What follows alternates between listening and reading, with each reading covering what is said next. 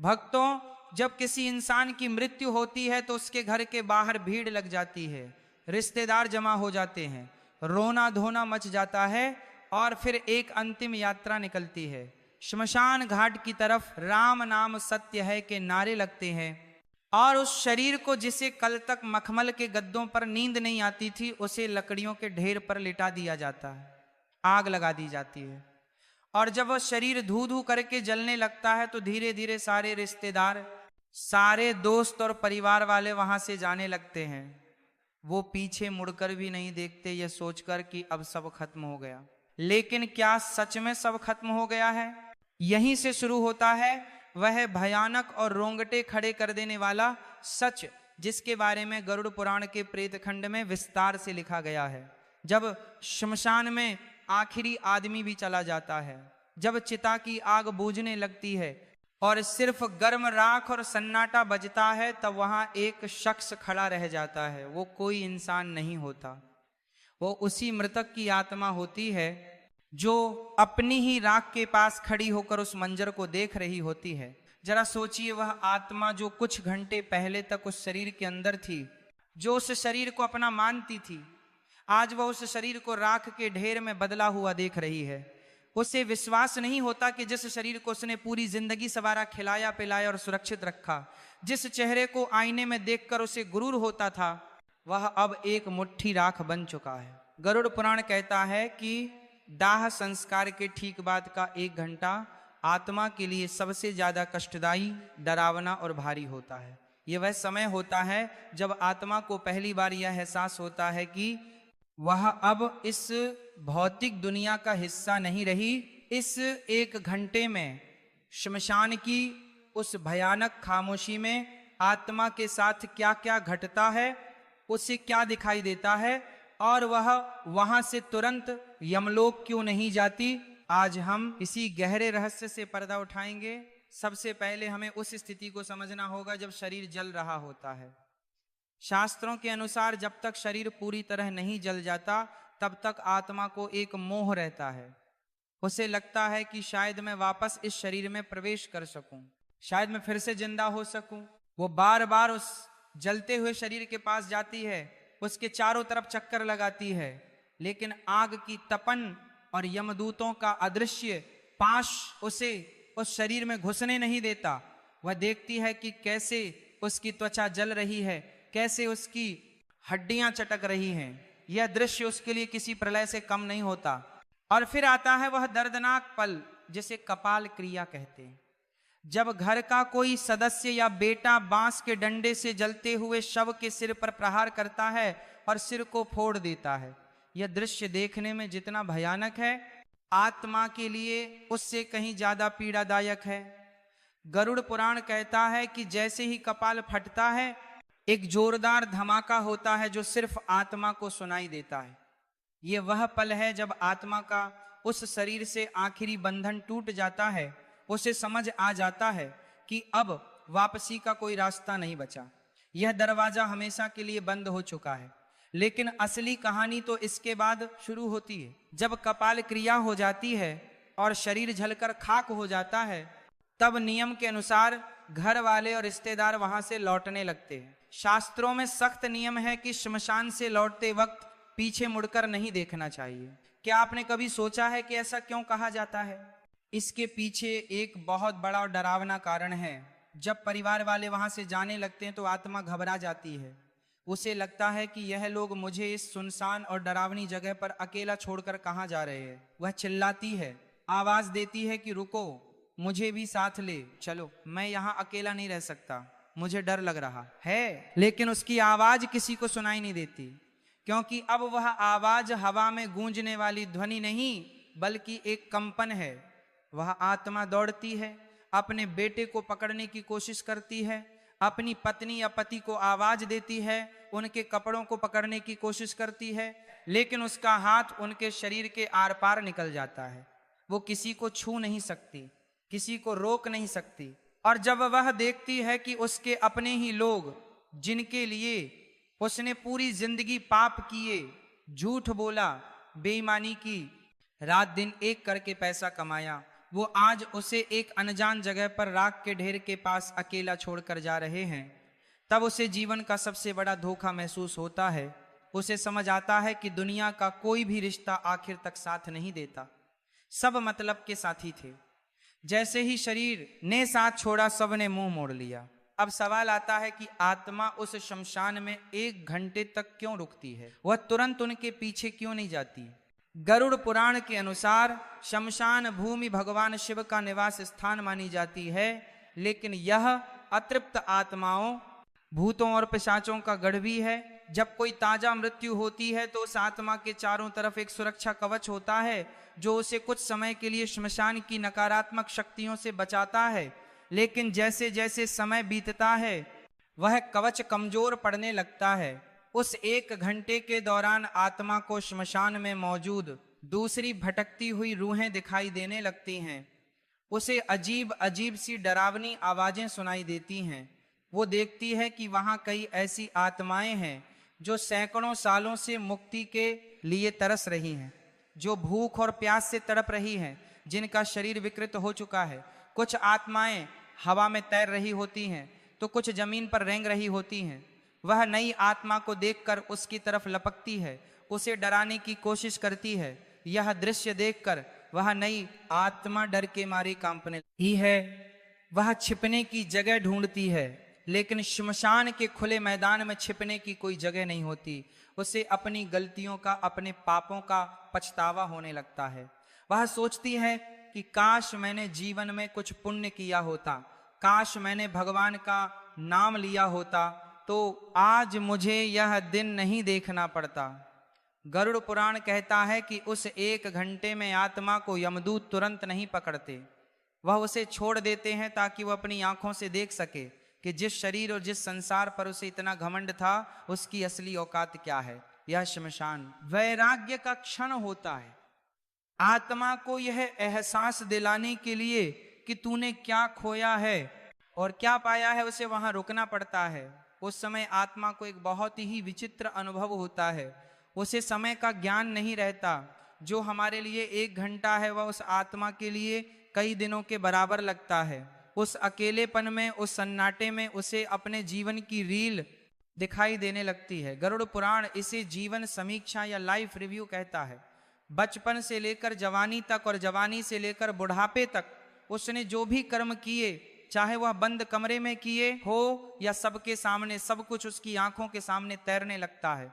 उसने किस किस का दिल दुखाया, किस किस का हक मारा, किस किस को धोखा दिया, वह सब उसे याद आने लगता है। और सबसे बड़ी बात, उसे यह भी दिखाई देता है कि उसके उन कर्मों का दूसरों पर क्या असर पड़ा। अगर उसने किसी गरीब की मजदूरी मारी थी तो उसे उस गरीब के बच्चे भूख से रोते हुए दिखाई देते हैं। अगर उसने किसी जानवर को पत्थर मारा था तो उसे उस जानवर का दर्द महसूस होता है। यह है मानसिक पीड़ा शारीरिक पीड़ा से कई गुना ज्यादा होती है। आत्मा चीखती है, रोती है, लेकिन वहां उसके आंसू पोंछने वाला कोई नहीं होता। वहां सिर्फ हवा की सनसनाहट होती है और दूर कहीं कुत्तों के रोने की आवाज। यह वह समय है जब इंसान को अपनी असलियत का पता चलता है। उसे समझ आता है कि जिन पद, प्रतिष्ठा और पैसों का उसे इतना घमंड था, वो सब तो शमशान के गेट के बाहर ही छूट गए। अंदर तो सिर्फ वह और उसके कर्म ही आए हैं। शमशान की उस भूमि पर खड़े होकर आत्मा देखती है कि उसके शरीर की राख अब ठंडी हो रही है। वो उस राख को छूने की कोशिश करती है। उसे याद आता है कि इसी शरीर पर वह महंगे कपड़े पहनती थी, इसे इत्र से महकाती थी, लेकिन आज यह राख हवा में उड़ रही है और कोई इसे समेटने वाला भी नहीं है। यह शून्यता उसे तोड़ देती है। लेकिन कहानी यहीं खत्म नहीं होती। जब वह 1 घंटा बीत जाता है और परिवार वाले घर की तरफ काफी आगे निकल चुके होते हैं, तब आत्मा का मोह फिर से जागता है।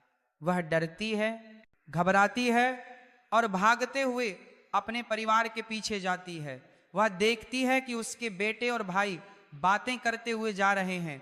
वह उनकी बातें सुनने की कोशिश करती है। कई बार उसे यह सुनकर धक्का लगता है कि वे लोग उसके जाने का दुख मनाने के बजाय उसके बैंक खाते और जायदाद की बातें कर रहे हैं। वे चर्चा कर रहे होते हैं कि अब दुकान कौन संभालेगा, मकान का बंटवारा कैसे होगा। ये सुनकर आत्मा को ऐसा लगता है जैसे किसी ने खंजर घोंप दिया हो। वो चिल्लाती है, अरे मूर्खों, मैं अभी गया भी नहीं और तुम लोगों ने बंटवारा शुरू कर दिया। लेकिन उसकी आवाज उन तक नहीं पहुंचती। इसीलिए कहा जाता है कि घर में प्रवेश करने से पहले लोहे को छूना चाहिए, आग को छूना चाहिए या नियम की पत्ती चबानी चाहिए। यह सब इसीलिए किया जाता है ताकि अगर वह आत्मा मोहवश आपके पीछे पीछे घर तक आ गई है तो वह घर के अंदर प्रवेश ना कर सके। क्योंकि अगर मृत्यु के तुरंत बाद आत्मा घर में प्रवेश कर जाए और उसे मुक्ति ना मिले तो वह घर में प्रेत बनकर रहने लगती है। गरुड़ पुराण में लिखा है कि आत्मा को प्यास लगती है, बहुत तेज प्यास। दाह संस्कार की गर्मी से उसका सूक्ष्म शरीर जल रहा होता है। वो पानी मांगती है। वो अपने घर के मटों के पास जाती है, वो अपने रिश्तेदारों के पास जाती है जो पानी पी रहे होते हैं, लेकिन वह पानी पी नहीं सकती। उसकी गर्दन, जिसे गरुड़ पुराण में सुई की नोक जैसा बताया गया है, इतनी पतली हो जाती है कि वह पानी की एक बूंद भी निगल नहीं पाती। यह सजा है उस मोह की जो उसने जीवन भर पाला था।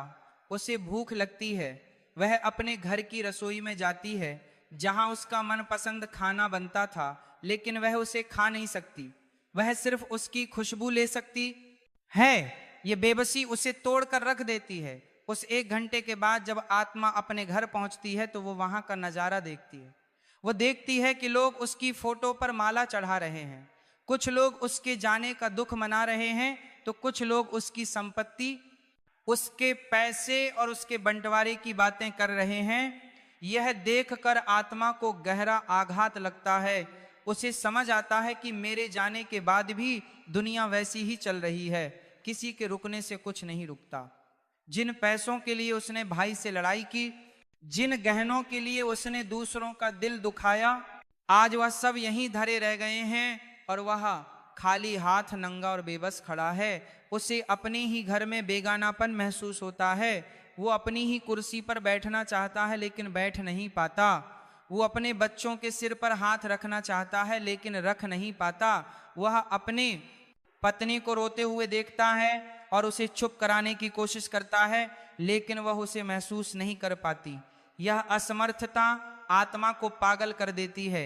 वह बार बार दीवार से टकराती है, आईने में खुद को देखने की कोशिश करती है, लेकिन वहां कोई प्रतिबिंब नहीं होता। गरुड़ पुराण यह भी बताता है कि मृत्यु के बाद आत्मा की याददाश्त, जिसे हम स्मृति कहते हैं, बहुत तेज हो जाती है। उसे अपने बचपन से लेकर बुढ़ापे तक का एक एक पल याद आने लगता है। उसने कब किससे झूठ बोला, कब किस गरीब को सताया, कब किस जानवर को मारा, उसे सब कुछ एक फिल्म की तरह दिखाई देने लगता है। उस वक्त उसे जो पछतावा होता है, उसकी आग चिता की आग से भी ज्यादा तेज होती है। वो चीखती है कि मुझे एक मौका और दे दो, मुझे वापस भेज दो, मैं सब ठीक कर दूंगा, मैं दान करूंगा, मैं पूजा करूंगा। लेकिन समय का पहिया उल्टा नहीं घूमता। उस समय आत्मा को यमदूतों का असली रूप दिखाई देने लगता है। जो यमदूत पहले उसे सिर्फ परछाई जैसे लग रहे थे, अब वह स्पष्ट होने लगते हैं। पापी आत्मा के लिए उनका रूप अत्यंत भयानक होता है। उनकी आंखें लाल अंगारों जैसी होती हैं, बाल बिखरे हुए होते हैं, दांत बाहर निकले होते हैं और हाथ में काला पाश होता है। वे आपस में बात करते हैं कि इस पापी को किस नरक में ले जाना है। उनकी बातें सुनकर आत्मा थर थर कांपने लगती है। लेकिन जो पुण्य आत्मा होती है, जिसने जीवन भर धर्म का पालन किया होता है, उसे वह यमदूत सौम्य और शांत दिखाई देते हैं। वे उससे आदर से बात करते हैं और उसे सांत्वना देते हैं। ये सब हमारे कर्मों का ही प्रतिबिंब है। जैसा हम करते हैं वैसा ही हमें अंत में दिखाई देता है। दोस्तों, यह 1 घंटा जो आत्मा श्मशान में और फिर अपने घर के दरवाजे पर बिताती है, ये उसे ये समझाने के लिए काफी होता है कि जीवन का असली उद्देश्य क्या था।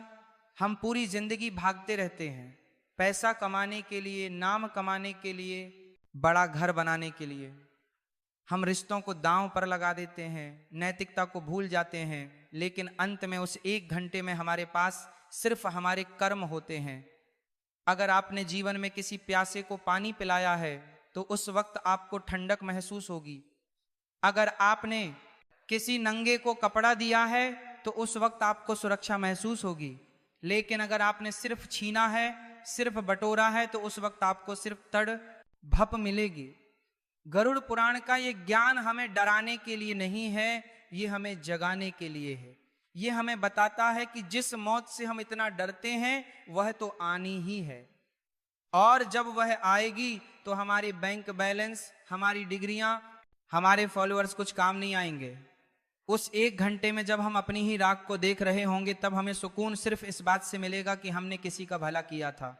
इसीलिए शास्त्रों में कहा गया है कि जब तक शरीर में प्राण है तब तक शुभ कर्म कर लो, दान करो, सेवा करो और सबसे जरूरी भगवान का नाम लो। क्योंकि गरुड़ पुराण में भगवान विष्णु खुद कहते हैं कि जो व्यक्ति मेरे नाम का जप करता है उसे मृत्यु के बाद यमदूत नहीं बल्कि मेरे पार्षद लेने आते हैं। उसे शमशान की उस भयानक गर्मी और अकेलेपन का सामना नहीं करना पड़ता, बल्कि उसे एक दिव्य विमान में बैठाकर सीधे वैकुंठ ले जाया जाता है। शमशान में उस एक घंटे के दौरान आत्मा को कई और भी विचित्र अनुभव होते हैं। उसे वहां मौजूद पिंडी और चावल के गोलों को खाने की इच्छा होती है जो उसके पुत्र ने प्रदान किए हैं। गरुड़ पुराण के अनुसार पहले दिन का पिंडदान बहुत महत्वपूर्ण होता है। अगर विधि विधान से पिंडदान ना किया जाए तो आत्मा को बहुत भूख लगती है और वह श्मशान में इधर उधर भटकती रहती है। कभी कभी वह श्मशान के पास के पेड़ों पर लटक जाती है या पानी के स्रोतों के पास जाकर अपनी प्यास बुझाने की कोशिश करती है, लेकिन बिना शरीर के प्यास बुझना नामुमकिन है। यह प्यास शारीरिक नहीं आत्मिक होती है, जो केवल मंत्रों और श्रद्धा से शांत हो सकती है। जो लोग श्राद्ध और पिंडदान को बेकार मानते हैं उन्हें यह समझना चाहिए कि यह भोजन शरीर के लिए नहीं बल्कि उस यात्रा के लिए है जिस पर आत्मा निकली है। बिना इस भोजन के आत्मा कमजोर हो जाती है और प्रेत योनि में जाने का खतरा बढ़ जाता है। एक और बात जो गरुड़ पुराण बताता है वो यह है कि उस समय आत्मा को अपने पूर्वज भी दिखाई दे सकते हैं। अगर उसके कर्म अच्छे रहे हैं तो उसके दादा परदादा जो पितृक में हैं उसे लेने के लिए या उसे ढंढस बंधाने के लिए वहां सूक्ष्म रूप में आ सकते हैं। वे उसे कहते हैं कि डरो मत, हम तुम्हारे साथ हैं। यह मिलन आत्मा को बहुत शांति देता है। लेकिन अगर कर्म बुरे हैं तो उसे वहां सिर्फ अंधेरा और डरावनी आकृतियां ही दिखाई देती हैं। वह मदद के लिए पुकारता है लेकिन कोई नहीं आता। यह अकेलापन ही नरक की पहली सीढ़ी है। हमें यह समझना होगा कि हमारा शरीर 5 तत्वों से बना है: मिट्टी, पानी, आग, हवा और आकाश। जब शरीर जलता है तो यह 5 तत्व वापस प्रकृति में मिल जाते हैं, लेकिन आत्मा जो इन तत्वों से परे है वह वहीं रह जाती है। उसका सूक्ष्म शरीर, जिसे हम यातना शरीर भी कहते हैं, वो बना रहता है। इसी शरीर के माध्यम से वो सुख और दुख महसूस करती है। चिता की आग उसे जला नहीं सकती, लेकिन उसके कर्मों की आग उसे अंदर तक झुलसा देती है। आज की भागदौड़ भरी जिंदगी में हम इन बातों को अंधविश्वास मानकर नकार देते हैं। हम सोचते हैं कि मरने के बाद किसने देखा है, क्या होता है। विज्ञान सबूत मांगता है, लेकिन हमारे आर्ष मुनियों ने अपनी दिव्य दृष्टि से इन लोकों को देखा है और गरुड़ पुराण के रूप में हमें यह नक्शा दिया है ताकि हम रास्ता ना भटके। ये एक गाइड बुक है, एक मैनुअल है जो हमें बताती है कि इस जीवन के बाद की यात्रा कैसे करनी है। अगर हम इसे नज़रअंदाज करेंगे तो नुकसान हमारा ही है। जैसे किसी अनजान देश में जाने से पहले हम वहाँ के नक्शे और नियमों को समझते हैं, वैसे ही मृत्यु के बाद की दुनिया को समझना भी जरूरी है। गरुड़ पुराण में यह भी बताया गया है कि जिन लोगों की अकाल मृत्यु होती है, यानी जो समय से पहले दुर्घटना, आत्महत्या, हत्या या किसी महामारी के कारण मर जाते हैं, उनकी स्थिति उस एक घंटे में और भी ज्यादा दर्दनाक होती है। उन्हें समझ ही नहीं आता कि उनके साथ क्या हुआ। वह अपनी कटी फटी या जली हुई देह को देखकर और भी ज्यादा डर जाते हैं। उनका मोह और भी ज्यादा गहरा होता है क्योंकि उनकी इच्छाएं अभी अधूरी होती हैं। उनका जीवन चक्र पूरा नहीं हुआ होता। ऐसे में उनके लिए पिंडदान तर्पण और नारायण बलि जैसी पूजा और भी ज़्यादा जरूरी हो जाती है। अगर आपके परिवार में या जान पहचान में किसी की ऐसी मृत्यु हुई हो तो उनके नाम से विशेष पूजा या दान जरूर करना चाहिए, ताकि उस 1 घंटे की तड़प से उन्हें थोड़ी राहत मिल सके और वे प्रेत योनि में ना भटके। तो दोस्तों, आज रात जब आप सोने जाएं तो एक बार सोचिएगा जरूर कि अगर कल मेरी आंख ना खुले और मैं उस श्मशान में अपनी राख के पास खड़ा रहूं तो मेरे पास खुश होने के लिए क्या होगा? क्या मेरे पास कोई ऐसा कर्म है जिसे देखकर मैं कह सकूं कि हाँ, मेरा जीवन सफल था?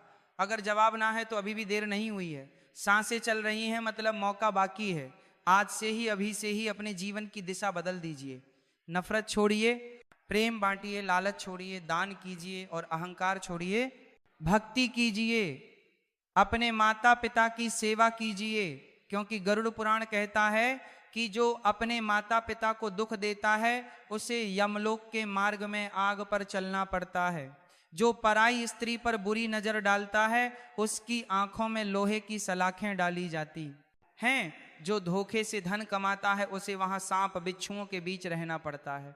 ये सब रूपक नहीं है, ये वह सच है जिनका सामना हमें करना है, क्योंकि अंत में उस 1 घंटे में सिर्फ यही काम आएगा, बाकी सब यहीं का यहीं राख के ढेर में मिल जाएगा।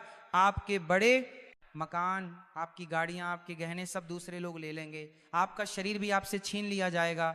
आपके पास बचेगा तो केवल आपका स्वभाव और आपके कर्म। अगर आज की यह जानकारी, यह सत्य आपके दिल तक पहुंचा हो तो इसे केवल एक वीडियो समझकर मत भूल जाइएगा। यह एक चेतावनी है, एक संकेत है, इसे अपने जीवन में उतारिए। और अगर आप चाहते हैं कि आपके पूर्वजों को, आपके पितरों को शांति मिले तो कमेंट में पूरी श्रद्धा के साथ ओम नमो नारायण या ओम शांति जरूर लिखें। यह छोटा सा मंत्र उन भटकती आत्माओं तक एक सकारात्मक ऊर्जा पहुंचा सकता है। और इस सत्य को अपने दोस्तों और परिवार के साथ जरूर बांटें, ताकि वह भी इस अज्ञान की नींद से जाग सकें। याद रखिए, मौत अंतिम सच है, लेकिन कर्म मौत से भी बड़ा सच है। हम अक्सर मौत से डरते हैं, लेकिन हमें डरना चाहिए उस जीवन से जो हमने व्यर्थ गंवा दिया। हमें डरना चाहिए उन आंसुओं से जो हमारी वजह से किसी की आंखों में आए। हमें डरना चाहिए उस विश्वास से जो हमने तोड़ा, क्योंकि यही वह चीजें हैं जो श्मशान में हमारे सामने खड़ी होंगी। अंत में मैं बस इतना कहना चाहूंगा कि जीवन एक सराय है, हम सब यहाँ मुसाफिर हैं। कोई जल्दी चला जाएगा, कोई देर से, लेकिन जाना सबको उसी श्मशान में है, उसी राख में मिलना है। तो क्यों ना हम इस सफर को इतना खूबसूरत बनाएं कि जब हम जाएं तो लोग हमारे लिए रोएं, ना कि हमारी बुराई करें। क्यों ना हम इतने पुण्य कमा लें कि जब हम उस श्मशान में अकेले खड़े हो तो हमें डर ना लगे, बल्कि एक संतोष हो कि मैंने अपना जीवन सही तरीके से जिया। और जब यमदूत आए तो हम मुस्कुराते हुए उनके साथ चल पड़े एक नई और बेहतर यात्रा की ओर। इस वीडियो को देखने के बाद शायद आपके मन में कई सवाल उठे होंगे, शायद आपको डर भी लगा होगा, लेकिन ये डर अच्छा है। अगर ये आपको गलत काम करने से रोकता है, ये डर एक रक्षक है जो आपको पतन के रास्ते पर जाने से बचाता है।